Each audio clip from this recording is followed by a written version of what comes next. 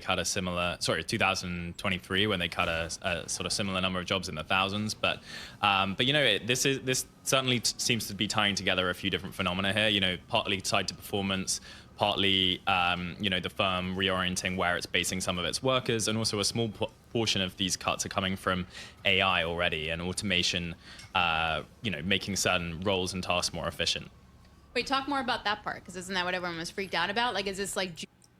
Never underestimate a bank's ability to be capitalistic and be greedy. And it's not even like there's like one super villain like sitting in the back, like masterminding it all, making them be greedy. But it's one of those you just really see when my background was in investment banking, right? The brutality of it. And it's not even like my team was actually relatively nice as far as team go, and I had a pretty good experience. But it's like, if someone was quit on a Monday or fired on a Monday, there was somebody in their chair Wednesday latest. It was one of those, you just got churned in and churned out. You would see managing directors who are kind of like the senior most executives for any given group. You'd see them leave. Some of them were lifers and were going to stay at the firm forever because it's where they had their clients and their relationships and their culture, and they were happy. But remember, these are also really expensive people. You've been sitting in a role at an executive level, you know, executive is variable. I mean, like a senior role for 5 years, 10 years, 15 years. Well, you're hopefully making a good amount of money, right? And it's one of those, now imagine you're a big bank that has tons of these people. So banks are kind of definitionally just scoped in on how can we save money, because it is so expensive for us just to exist. If we don't take the time to figure out how to save money, obviously it's not like they're running at a loss and there's tons of inefficiencies they could probably save money at, but they're also looking at it in their individual business units as, oh my God, we're the most expensive, or we're one of the most, you know, from a senior level, most expensive groups we're probably going to run into, you know, some very not good situations and conversations from upper management, shall we say. Junior banker stuff, or is this different? It seems to be, yeah. I mean, I think it's more back office, that kind of thing, across these banks, right? Like I mean, you can actually see in the 10Ks that these banks released their annual filings this year. Back office, just to note, so banks have a variety of different functions. There's typically like 3 big buckets that people will fall into. One is going to be front office. This is like your investment bankers. This is like your salespeople. These are your traders that talk to clients. These are all like these types of people, the people that are leading the deals, managing the clients. Again, it's the front office. Then you've got back office. The back office is basically where everything gets processed. Like, it's like very administrative by definition. This could be technology. This could be simple processing functions in the back for transactions. There's a whole realm you can imagine running a bank with all the transactions you have to manage and the wires and international codes and processes. Like, there's a lot that goes into that role in that area. But notice, it's complex. It doesn't require like a salesman to do it, but it is complex, and we're building systems that can handle complexity more and more by the day. So it's no surprise that obviously something that is purely administrative, not everything, but in large part, let's say, it's no surprise that banks that are incredibly cost conscious are looking to automate, remove, scale down, scale back, things that don't meaningfully contribute to their top line. It's more of a, how much does it take away from our bottom line, right? Because finance firms, they're looking at different numbers with different perspectives. Revenue they want up, expense they want down, efficiencies they want up, you know, loss in personnel they want down. There's, you know, specific angles and drivers that they're looking at. So Oh, and then to know, you've got middle office, which basically bridges the gap. So as an example, when we would do like big processing for like $100 million deal, and there were concerns about this wire or that wire or how things got approved in order for us to do a specific type of trade, we wouldn't talk to back office where the process gets handled. We would talk to middle office, who were kind of like the, let's call it like senior account managers of back office. They're much more than that, but functionally it's like, oh, well, I need to talk to the person that's in charge of helping me process this that isn't me. It's like, okay, that is middle office. And then you get on the phone with them and they ask you a million questions, and you get your deal done if you can. Very rarely are you engaging with back office, I find. It's front office engages with middle will engage with back when necessary. More and more of them were talking about risks from AI, but also potential savings from AI that are coming. And they've been obviously telegraphing these potential changes for a while now. But now I think you're really starting to see the early stages of the effects of that kind of technology. Some of my darkest memories are 2 o'clock in the morning, 3 o'clock in the morning at the printing press down in Lower Manhattan, Greenwich Street, Donnelly. You know, looking at a convertible bond prospectus for, errors and things like that. Oh my God. Just to quickly note, what he's talking about is back in the day, and I still had to do a version of this. There's like levels. Back in the day, you used to have to go to an actual printing shop where their whole thing was they would do like mass print productions, especially for like big presentations. Because imagine you create this pitch deck as an investment banker where you say, hey, we want to help you take your company public. So you answer all these questions and come to them with like this whole pitch deck prepared. You're not opening a PowerPoint. These people are old school. Got to bring printouts. And some of these things, like a prospectus is the actual legal document, which contains all the like the transaction and deal information, but that could be a couple hundred pages and you've got 20 of them and you have to print them, make sure not a single page is out of order. And the way you would do it, you take two like printouts, you put them side by side, two completed books, and you flip them page by page by page. And if it's a 500 pages, you better do it. You better not miss one single page, because if you miss up one single page, your managing director will freak out.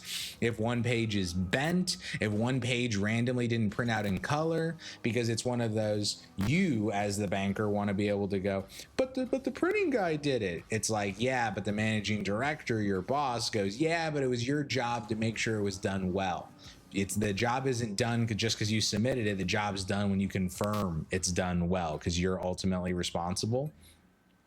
It moved from that, which was, one level of insanity, to a slightly, diluted level of insanity, which is they brought the printing companies in bank for most banks, where they actually have their own printing, floors and areas where you submit to some internal system and then it prints out this whole document, and then you have to do that same process. And then they have a whole system for cars so that you can ship the books, because often it'll be hey, make these changes at 10 p.m., get them done by midnight or 1 a.m., put them in a car by 2 or 3 a.m. They need to be delivered to the MD's doorstep by 6 a.m. before he gets picked up for his flight. And you need to stay awake until you confirm that the driver of the black car that you ordered at 2 in the morning actually gets to the address. And they live in Jersey, so it's going to take a couple hours, and they have a really complicated driveway, which confused the driver. It's like, it gives me anxiety just thinking about it. But it's one of those, like, when people say that bankers are overpaid for the work they do, absolutely. For the mental stress and pain that they undergo just by existing in those walls, they are, I would argue, meaningfully underpaid. It's at the junior level. Senior level, and then we get into nuance. Tell me AI can do that for me. I'm all in for that. Well, I think it can. See, look at certainly the can tracker. already. That's Yeah. PTRD right there. All right, how about the folks over at Citi? This was a little bit squirrely here. They had some special bonuses for their execs. For sure, yeah. So special Citi's been bonus. going through a multi-year turnaround plan, right, under CEO Jane Fraser, who took over in 2021. Yeah, Citi was in a rough spot. Later that year, the board put in place Sin this thing City. called the Transformation Bonus Program, which basically was trying to Means tie don't the quit? top 250 or so executives, their pay to specific milestones, achievements Yeah. as it comes.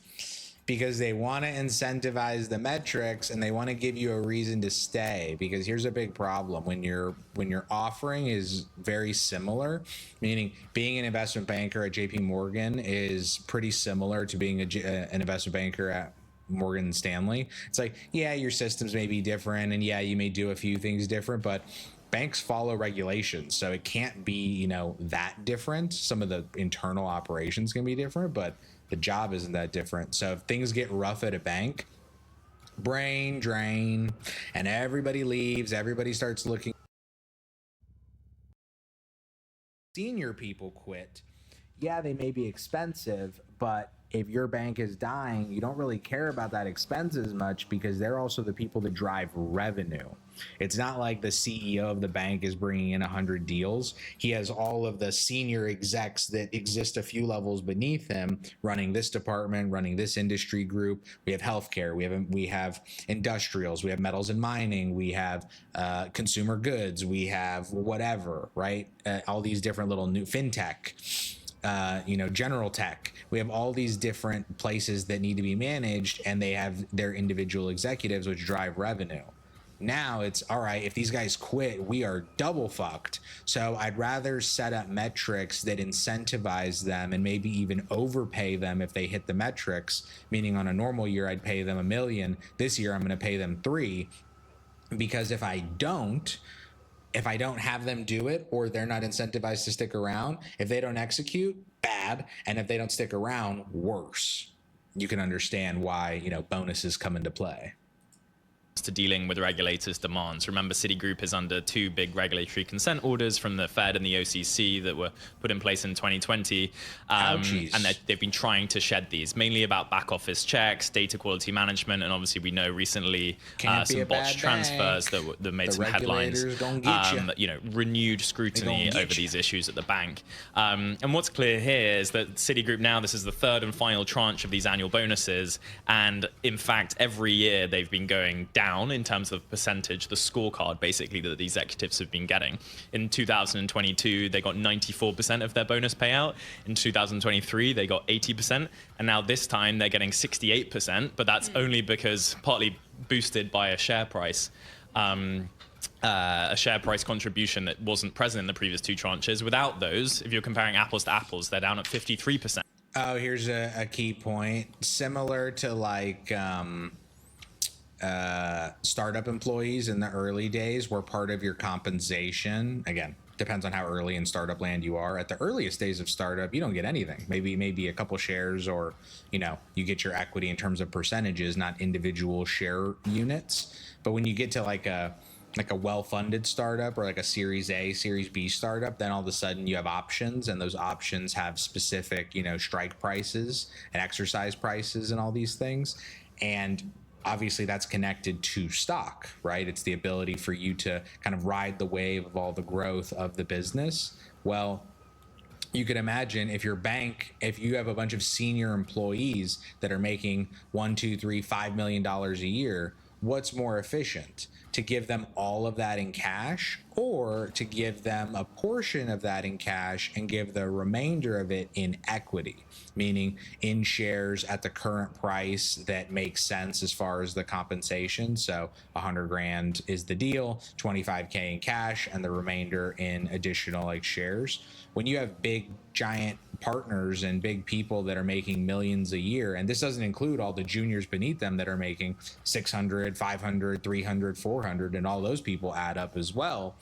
When you have all that stack on top of each other, by even offering 10, 20, 50% of the pay, depending on who it is and what the situation is in equity, you save so much cash. And cash is king when you're fighting the fight to reinvest, stay alive, do this.